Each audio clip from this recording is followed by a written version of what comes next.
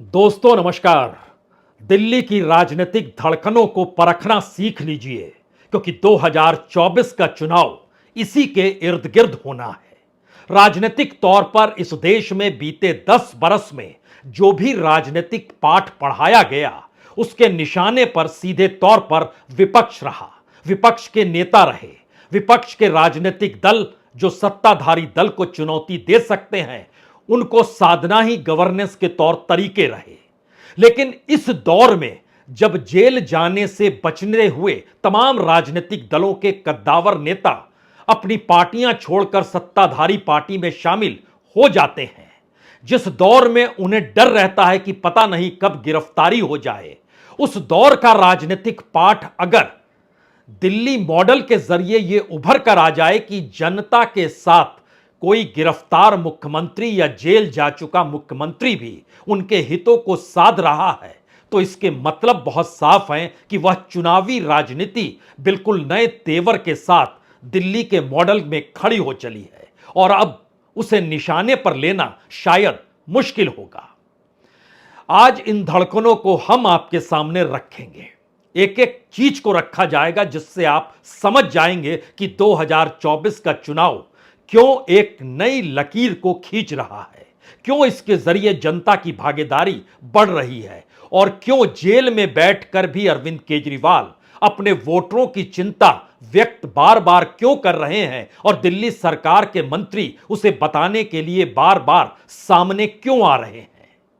ऐसी परिस्थिति इससे पहले कभी नहीं थी कि जेल जाना आसान हो जाए और जेल से सरकार चलाना कहीं ज्यादा आसान हो जाए।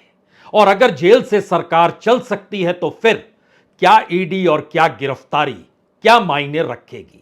अगर इन परिस्थिति को एक एक करके समझे तो सबसे पहले चुनावी राजनीति के हिस्से में आज खड़े हो जाइए और समझिए कि दिल्ली के सिर्फ 1.5 करोड़ वोटर हैं।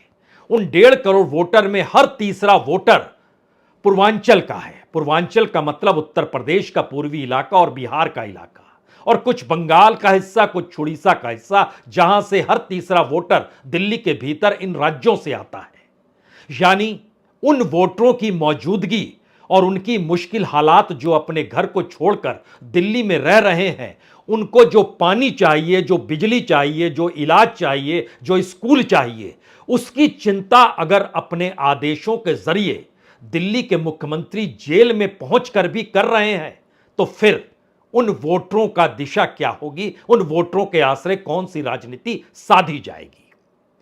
क्या यह एक ऐसी परिस्थिति है जिसमें पहली बार यह बतला दिया गया कि हम गिरफ्तार हो सकते हैं, जेल जा सकते हैं, लेकिन हम चुनी हुई सरकार हैं और आपके तमाम आरोप जो थे वह बेमानी थे और गिरफ्तारी गैरकानूनी है? क्या यह सही है? हालांकि हाईकोर्ट कल इस पर सुनवाई करेगा। कल 10:30 बजे अरविंद केजरीवाल की पिटीशन पर सुनवाई होनी है, जिसमें उनका कहना है कि उनकी गिरफ्तारी गैर कानूनी तरीके से की गई। लेकिन सवाल इस दौर में यह नहीं है। सवाल यह है कि इससे पहले सीबीआई को लेकर 11 राज्यों ने उसका बायकॉट कर दिया और कहा कि सीबीआई हमारे राज्य में नहीं घुसेगी। वो तमाम राज्य गैर बीजेपी शासित राज्य थे। उस वक्त पंजाब भी था, राजस्थान भी था, छत्तीसगढ़ भी था, बंगाल भी था, और इस परिस्थिति में तेलंगाना भी था और कहीं ना कहीं आंध्र प्रदेश भी था। एक लंबी कतार है तमाम राज्यों की जिन्होंने सीबीआई का बायकॉट किया, क्योंकि उन्हें लगने लगा कि केंद्र सरकार सीबीआई के जरिए दखल दे रही है उनकी राजनीति में और उनके गवर्नेंस में।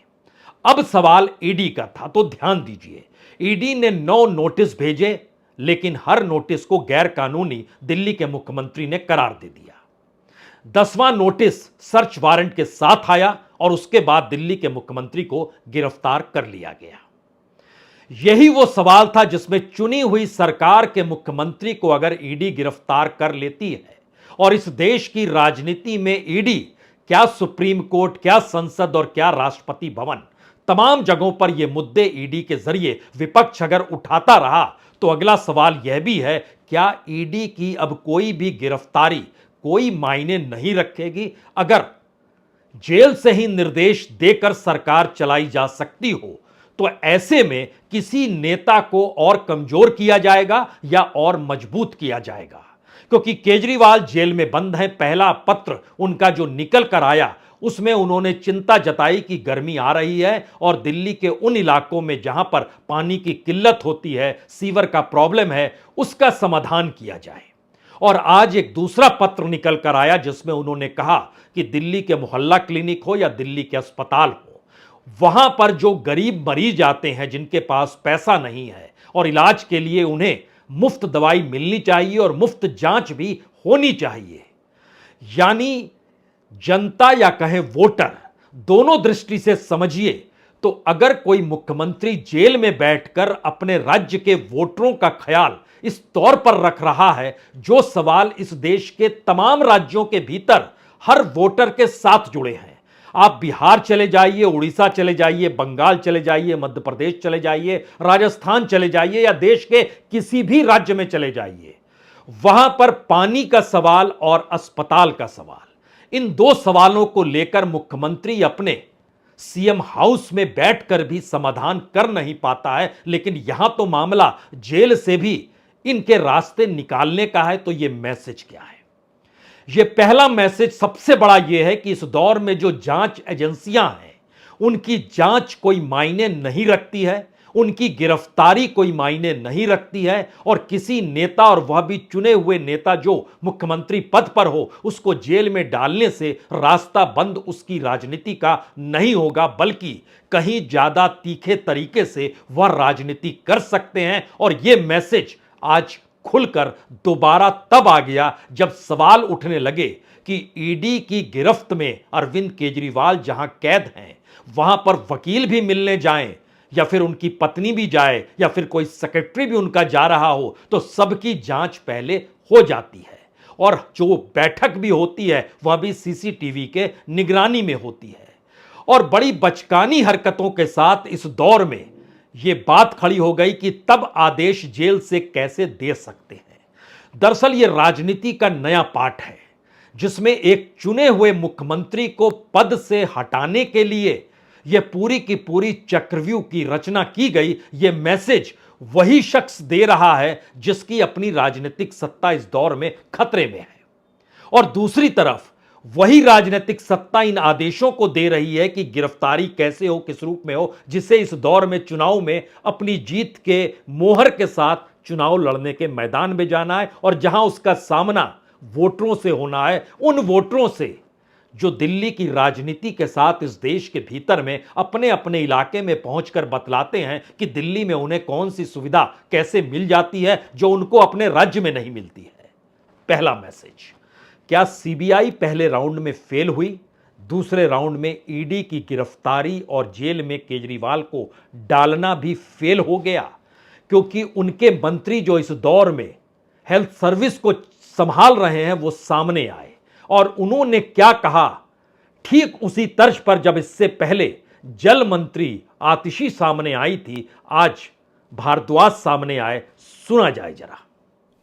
पता नहीं किस मिट्टी से बने हैं कि आज हिरासत में हैं तो भी दिल्ली के लोगों के स्वास्थ्य की चिंता है। उन्होंने एक डायरेक्शन मुझे भेजी है कि सीएम साहब ये जान के बेहद व्यथित हैं कि दिल्ली के कई अस्पतालों में और मोहल्ला क्लिनिकों के अंदर दवाइयाँ उपलब्ध नहीं हैं। कुछ अस्पतालों में, मोहल्ला क्लिनिकों के अंदर जो मुफ्त टेस्ट होते हैं, जो मुफ्त ब्लड टेस्ट होते हैं और सैंपल्स होते हैं, वो उपलब्ध नहीं हैं।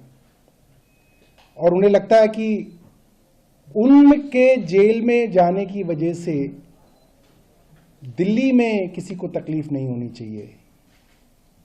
वो जेल के अंदर हों, बाहर हों, जब भी कोई गरीब आदमी सरकारी अस्पताल में दवाइयाँ लेने जाए उसे दवा मिले। और अगर उस गरीब आदमी को दवा नहीं मिलेगी, एक बड़ी साधारण सी बात है दोस्तों कि एक मिडिल क्लास आदमी अगर अस्पताल में जाए, दवा ना मिले तो वो खरीद सकता है, मगर दिल्ली के अंदर लाखों ऐसे गरीब परिवार हैं जो दवाइयों के लिए पूरी तरीके से सरकारी अस्पतालों में आश्रित हैं। अब यह मैसेज किसके लिए है? यह मैसेज बीजेपी के लिए नहीं है, यह मैसेज देश के प्रधानमंत्री नरेंद्र मोदी के लिए नहीं है, यह मैसेज आपके और हमारे लिए भी नहीं है। यह मैसेज तो उन वोटरों के लिए है जो दिल्ली में किसे सत्ता पर बैठाना है ये वो तय करते हैं, और यह मैसेज उनके जरिए वह उड़ीसा हो, बंगाल हो, बिहार हो, झारखंड हो, उत्तर प्रदेश का पूर्वी इलाका हो, वो तमाम इलाकों में यह मैसेज चला जाता है कि दिल्ली की राजनीतिक धड़कनें किस रूप में बढ़ गई है।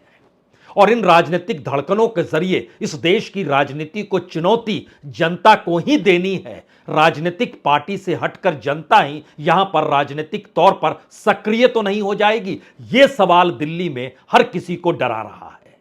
2020 के विधानसभा चुनाव में लगभग 49,74,000 वोट आम आदमी पार्टी को मिले थे, जो लगभग 53% थे। बीजेपी को लगभग 35,75,000 वोट मिले थे, जो तकरीबन 38% थे। लेकिन लोकसभा में यह खेल थोड़ा उल्टा था, क्योंकि नरेंद्र मोदी चेहरे के तौर पर 2019 में, और वहां पर केजरीवाल कहीं सामने खड़े दिखाई नहीं दे रहे थे, क्योंकि उस दौर को याद कीजिए तो 49 लाख वोट जो थे वह बीजेपी को मिले। आम आदमी पार्टी को सिर्फ 15,71,000 वोट मिले। कांग्रेस तीसरी पार्टी के तौर पर 2019 के लोकसभा चुनाव में तो उसको लगभग 19.5 लाख वोट मिले थे। इस बार आम आदमी पार्टी और कांग्रेस साथ खड़ी है।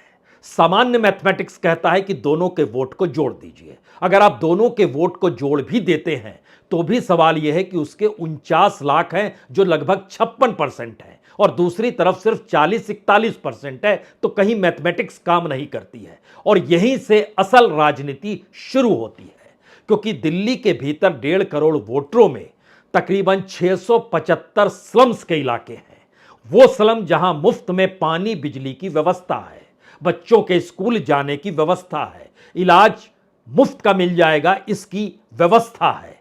उन 675 झोपड़पट्टियों में रहने वाले तकरीबन 15.5 लाख लोग, या 15.5 लाख वोटर कहिए यहां पर, उन वोटरों के आश्रय समझिए कि उस पर किसका कब्जा होगा। कोई जेल में बैठकर अगर संदेश दे रहा है तो पहला राउंड तो यह है। और उसके भीतर अगर और जाइएगा, परिस्थिति में समझिएगा, तो सिर्फ यह झोपड़पट्टी का मसला नहीं है। इस दिल्ली के भीतर एक बड़ी तादाद लोअर मिडिल क्लास की है, और इनकी तादाद दिल्ली के भीतर तकरीबन 80 लाख की है।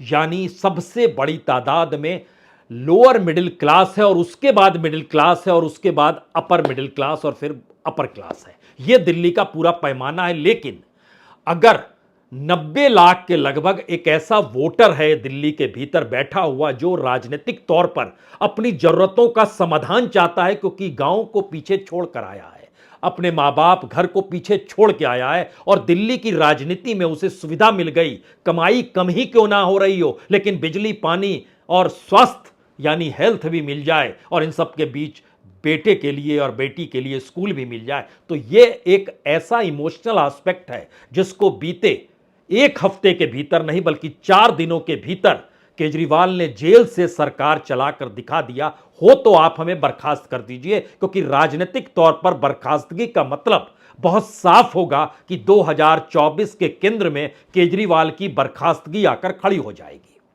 दूसरा सवाल है, कोई अगर जेल चला गया तो सरकार कैसे चला सकता है? तब तो हर कोई जेल से कुछ भी कर सकता है, कोई अपराधी भी हो। लेकिन यहां सवाल अपराधी का नहीं है। 9 नोटिस जो भेजे गए, हर नोटिस का जवाब अरविंद केजरीवाल ने दिया कि दरअसल यह गैर कानूनी नोटिस है, और कभी भी वो पेश नहीं हुए।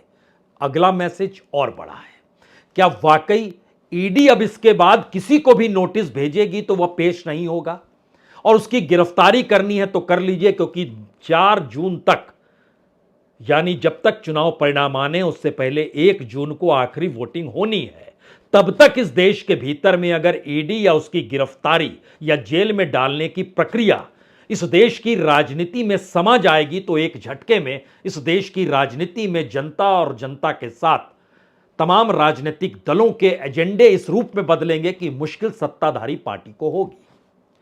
अब यहां से जो सबसे बड़ा सवाल निकलता है, क्या इन सब के बीच जनता की भागीदारी राजनीतिक तौर पर अगर दिल्ली की राजनीति में हो रही है, अगर वो पंजाब की राजनीति में हो रही है, अगर वो इंडिया गठबंधन के तमाम राजनीतिक दलों के भीतर हो रही है तो फिर इन जांच एजेंसियों को राजनीतिक तौर पर ही क्यों नहीं रखा जाए, यह क्या अगला आदेश होगा? यानी दिल्ली के जरिए या दिल्ली की राजनीतिक धड़कनों के जरिए इस देश के भीतर सरकार के गवर्नेंस, जो मोदी सरकार के गवर्नेंस हैं, उसको कहीं ना कहीं सीबीआई, ईडी, आईटी या तमाम प्रक्रियाओं के जरिए सामने रखने का अगला प्रयास होगा या जनता के साथ जुड़ने की बात होगी। यहां तीसरा सवाल एक और है, क्योंकि अब सवाल स्कूलों का आने वाला है, जहां पर बच्चों के साथ कोई मुश्किल ना हो और बच्चों की पढ़ाई और उनके साथ जो वहां पर फीस माफ है या फ्री में जो दिया जाता है उसमें और सुविधाएं कैसे दी जाए। तो दिल्ली के भीतर क्या तीसरा आदेश उनको लेकर आने वाला है? ये तमाम सवाल कमोवेश हर राज्य में उठ सकते हैं, लेकिन बड़ा सवाल तो यह है कि दूसरे राज्यों में अपनी गद्दी पर बैठकर और सीएम हाउस में मस्ती में बैठा हुआ भी कोई मुख्यमंत्री अपने राज्य के भीतर में स्वास्थ्य सेवाओं को लेकर या पानी को लेकर, पानी सप्लाई को लेकर या स्कूल को लेकर उतनी चिंता व्यक्त नहीं करता है जितना दिल्ली के भीतर यह राजनीतिक मुद्दा बन गया। तो क्या यह गले की फांस है? हमें लगता है कि इसके आगे की अब दो परिस्थिति को और समझ लीजिए, क्योंकि आज दिल्ली के भीतर जगह जगह पर प्रदर्शन हो रहे थे और आम आदमी पार्टी ने तय किया कि वह प्रधानमंत्री का घर घेरेंगे। यानी समझ गए कि इस दौर की राजनीति की नब्ज कहां पर है और बीजेपी नहीं बल्कि भारत की राजनीति के बीच में कोई शख्स खड़ा है तो वह इस देश के प्रधानमंत्री है और उन्हीं के इर्द गिर्द पूरी राजनीति इस देश की चल रही है। तो क्यों नहीं सीधे उन्हीं की घेराबंदी हो। और नजारा दिल्ली के भीतर इसलिए बड़ा महत्वपूर्ण है क्योंकि एक तरफ धारा 144 लगी, दूसरी तरफ आम आदमी पार्टी का विरोध करने के लिए और केजरीवाल को बर्खास्तगी को लेकर बीजेपी भी सड़क पर आ गई।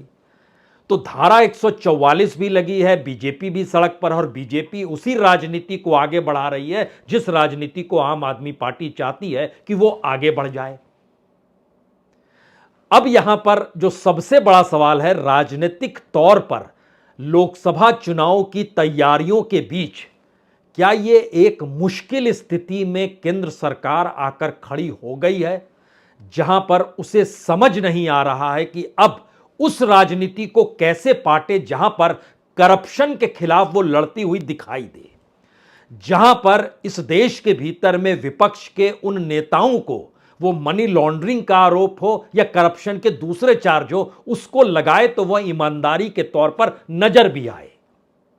यह सवाल जाहिर है अदालतों के साथ भी तय होगा। निचली अदालत ने रिमांड पर भेजा, कल इंतजार करना होगा हाईकोर्ट क्या करेगा, फिर 28 तारीख को निचली अदालत को फिर तय करना है कि रिमांड कंटिन्यू करें या जेल भेज दें, और उसके बाद सुप्रीम कोर्ट का रास्ता होगा हाईकोर्ट के बाद। तो यह रास्ता एक तो अदालत के जरिए तय हो रहा है, लेकिन दूसरी तरफ इस पूरी प्रक्रिया में चुनाव प्रचार और राजनीतिक तौर पर सियासत को साधने की प्रक्रिया में दिल्ली की राजनीति जिस तरीके से खड़ी हो गई है, उसमें बीजेपी भी अपनी पारंपरिक राजनीति में ही गुम हो जा रही है, क्योंकि वह भी आज सड़क पर उतरी। तो दो दृश्य आपके सामने हैं। पहला दृश्य देखिए, बीजेपी के लोग विरोध कर रहे हैं।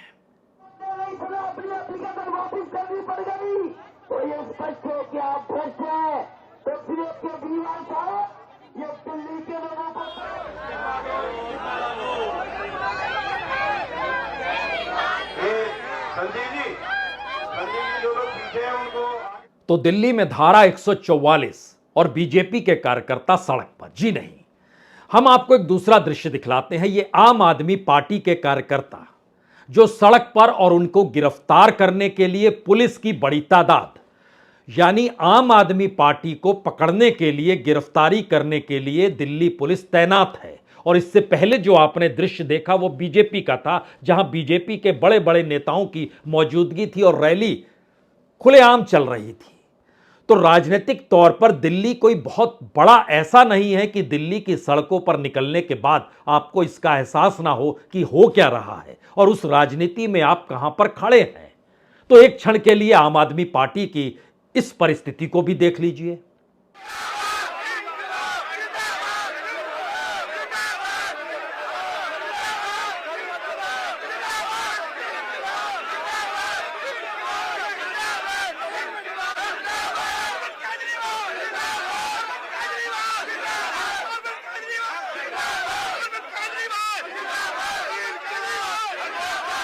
अब यह तो समझना होगा कि दिल्ली में चुनी हुई सरकार के पास कोई ताकत नहीं है। यह सारी ताकत दिल्ली के उपराज्यपाल को सौंपी जा चुकी है और बाकायदा इसके लिए पार्लियामेंट में विधेयक लाया गया। और दिल्ली सरकार के पास जब ताकत थी तब भी दिल्ली पुलिस उसके पास नहीं थी, क्योंकि दिल्ली देश की राजधानी है और सुरक्षा के लिहाज से यह गृह मंत्रालय के पास रहनी चाहिए, इस पर बहुत पहले से मुहर लगी हुई है। तो सवाल उस मुहर को मिटाने या बनाने का नहीं है, सवाल यह है कि चुनाव के वक्त मैसेज क्या जा रहा है। देश के गृह मंत्री अमित शाह हैं। अमित शाह बीजेपी की पूरी रणनीति बनाते हैं चुनावी तौर पर। इस दौर में जो ईडी को लेकर जो सवाल करप्शन के उठ रहे हैं उसको राजनीतिक रैलियों में जिक्र कोई दूसरा शख्स नहीं, प्रधानमंत्री मोदी करते हैं। और जब वो करप्शन को आधार बनाकर ये कहते हैं कि किसी को नहीं छोड़ेंगे, तो विपक्ष के उन तमाम नेताओं के चेहरे आपके सामने रेंगने लगते होंगे। हां, ये लोगों ने करप्शन किया है, लेकिन उसके बाद अगला हिस्सा आपके सामने आता होगा कि इनमें से कितने लोग थे जिन्होंने बीजेपी अपने साथ ले गई और उनके खिलाफ तमाम कार्रवाई बंद हो गई, जिसका जिक्र बार बार हो रहा है। लेकिन अगला सवाल सबसे बड़ा यह है कि चुनाव के वक्त में अगर गिरफ्तारी राजनीतिक तौर पर एक मजबूत हथियार बन जाए, अगर जेल में मुख्यमंत्री और वहां से आदेशों को देकर अपने वोटरों के साथ वह जुड़ रहा है, तो इससे बड़ा हथियार राजनीतिक तौर पर क्या हो सकता है, शायद यह राजनीति में पहली बार उठकर सामने आ रहा है। जो 4 महत्वपूर्ण सवाल इस दौर में उठे हैं, उससे पहले हमें लगता है कि दिल्ली के एक मंत्री गोपाल राय की बात को सुनिए। वो क्यों कहने को बेचैन हो रहे हैं कि दरअसल दिल्ली को एक पुलिस स्टेट में तब्दील किया जा रहा है। ये दुर्भाग्यपूर्ण है कि पूरे दिल्ली को भारतीय जनता पार्टी की सरकार ने एक पुलिस स्टेट में बदल दिया है। आज पूरे दिल्ली के अंदर लोकतांत्रिक तरीके से कोई प्रोटेस्ट नहीं कर पा रहा है। आम आदमी पार्टी के कार्यकर्ताओं को गिरफ्तार किया जा रहा है और बार बार आम आदमी पार्टी के कार्यालय को सील करने की कोशिश हो रही है। आज तक कभी भी ऐसा नहीं हुआ कि कार्यालय को जो है सील किया जाए। यहां पर कोई शांतिपूर्वक तरीके से कार्यालय संचालित हो रहा है, बार बार पुलिस को लगा करके बैरिकेड किया जा रहा है। ये समझ के परे है। हमें लगता है कि भारतीय जनता पार्टी को अरविंद केजरीवाल की गिरफ्तारी के खिलाफ जो जनता का गुस्सा है उसका जवाब देना पड़ेगा। पुलिस को बैरिकेड को लगा करके भारतीय जनता पार्टी के नेता पीछे नहीं छुप सकते हैं और ये तानाशाही का जो विस्तार किया जा रहा है इसके खिलाफ जनता लड़ेगी और हम भी लड़ते रहेंगे। असल सवाल इन्हीं की बातों में छुपा है। दरअसल दिल्ली के जरिए इस देश का लोकसभा चुनाव चाहे अनचाहे एक ऐसी स्थिति में जाकर खड़ा हो गया है जहां पर इस देश की जनता को तय करना है कि अगर वह किसी भी जगह पर अपने पार्टी को चुनती है या अपने नुमाइंदों को चुनती है या जिन्हें मुख्यमंत्री बनाती है, उसके बाद केंद्र सरकार की कोई भी पहल अगर उसके खिलाफ होती है तो वो क्या करेंगे। दूसरा सवाल है कि इस दौर में केजरीवाल की गिरफ्तारी आम आदमी पार्टी इसको मुद्दा नहीं बना रही है, इसको मुद्दा बीजेपी बना रही है। और दूसरी तरफ आम आदमी पार्टी इस देश की राजनीतिक परिस्थितियों में केजरीवाल को एक बड़े नेता के तौर पर खड़ा करने की दिशा में ले जा रही है। यानी दिल्ली की धड़कनों को सिर्फ दिल्ली के आश्रय मत सुनिए, बल्कि इस देश के भीतर अलग अलग प्रांतों में जो कुछ भी हुआ, चाहे वह महाराष्ट्र के भीतर शिवसेना और एनसीपी का टूटना हो, चाहे वो झारखंड के भीतर सोरेन का जेल में जाना हो जो वहां के मुख्यमंत्री थे, चाहे इस दौर की राजनीति में बिहार के भीतर तेजस्वी यादव को पता नहीं कब कौन कैसे गिरफ्त में ले लेगा और जब वो नाबालिग थे उस दौर के आरोप भी उन पर मढ़े गए हैं। ये परिस्थितियां इस देश के भीतर में अब इस तरीके से उठ रही है कि क्या सब कुछ के केंद्र में दिल्ली का मॉडल राजनीतिक तौर पर जिसको केजरीवाल ने अपनी गिरफ्तारी के बाद बना दिया है, वही कहीं राजनीतिक मुद्दा तो नहीं बन जाएगा। यह कम से कम बीजेपी के लिए या कहे प्रधानमंत्री मोदी और गृह मंत्री अमित शाह जो सब कुछ इस दौर में बीजेपी की रणनीति बनाने से लेकर विपक्ष को धराशायी करने की बिसात को लगातार बिछा रहे हैं, उनके सामने सबसे बड़ी चुनौती नई परिस्थिति में यही उभर कर आ गई है। इससे पहले अक्सर इस बात का जिक्र होता था कि दरअसल इंडिया गठबंधन के भीतर इतनी लकीरें हैं कि वो लकीर एकजुट हो नहीं सकती है, और यह फैक्ट भी था और यह कई जगहों पर नजर भी आया। लेकिन दिल्ली मॉडल ने एक नई परिस्थिति इस देश के सामने खड़ी कर दी, जिसमें दिल्ली की 7 सीट कोई मायने नहीं रखती है। मायने रखता है वोटर और उसके द्वारा चुना गया उसका नुमाइंदा, और वो नुमाइंदा का गिरफ्तारी का डर या जेल जाने का डर, और पार्टी को तोड़ना या विधायकों की खरीद फरोख्त या सांसदों तक को इधर से उधर ले जाने की परिस्थितियां। यानी चुनाव कोई मायने ना रखें, क्या इस दौर की राजनीति ऐसी हो गई थी? और यह मुद्दा दिल्ली के राजनीतिक धड़कन के साथ बड़ा हो चला है। इसीलिए जिन 4 सवालों का हमने आपसे जिक्र किया, उसकी नब्ज को आज पकड़ लीजिए। पहला मुद्दा, प्रधानमंत्री करप्शन को लेकर कहीं भी रैली करेंगे तो दिल्ली के भीतर जो शराब नीति बनी, उस शराब नीति का जो प्रमुख व्यक्ति जो पैसे वाला था, उसने इलेक्टोरल बॉन्ड के जरिए बीजेपी को पैसा क्यों दिया? तो करप्शन का मुद्दा धराशायी हो गया। दूसरी बात, चुनी हुई सरकार में अगर ईडी किसी को नोटिस भेजती है और वह व्यक्ति उसको गैर कानूनी करार दे देता है, तो राज्य के मुख्यमंत्री की गिरफ्तारी अगर कर ली जाती है तो उस गिरफ्तारी का क्या मतलब निकाला जाए? क्या इतनी ताकत जांच एजेंसियों के पास है बिना राजनीतिक ताकत के, जो इस दौर में घालमेल हो चला है? तीसरी परिस्थिति, क्या एक ऐसी परिस्थिति इस देश में बन गई कि किसी को भी जेल में डालिए और उसके बाद कहिए कानून कहता है कि आपको मुख्यमंत्री पद छोड़ना पड़ेगा, तो एक शख्स ने इनकार कर दिया और उसके बाद एक झटके में समूची राजनीतिक बिसात डगमगाने लगी, जो दिल्ली में हुआ।